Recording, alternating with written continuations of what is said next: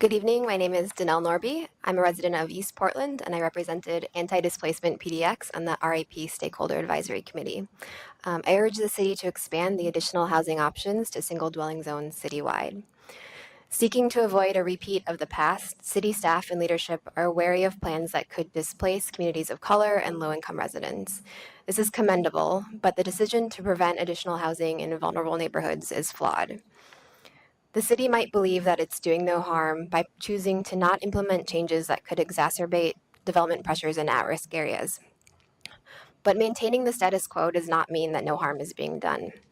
The current proposal blocks the development of badly needed, comparatively affordable infill housing, even as market forces displace families from these neighborhoods to Gresham, Vancouver, Washington County, and beyond.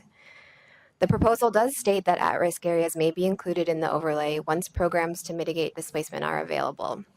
But there's no clear mechanism to ensure that such programs are put in place, making the likelihood of follow-through questionable.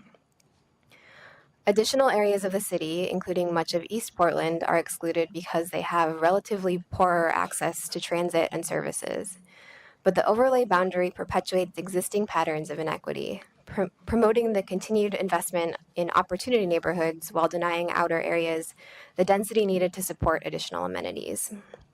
And so I urge the city to expand the additional housing options to all single dwelling zones. At a minimum, help nonprofit housing developers by allowing the housing options outside of the overlay boundary, as long as at least one unit is affordable. The Residential Infill Project may shape the physical fabric of the city for decades to come, but more importantly, these policies will help determine whether or not Portland's spoken commitment to racial and economic diversity is actualized. Thank you. Thank you.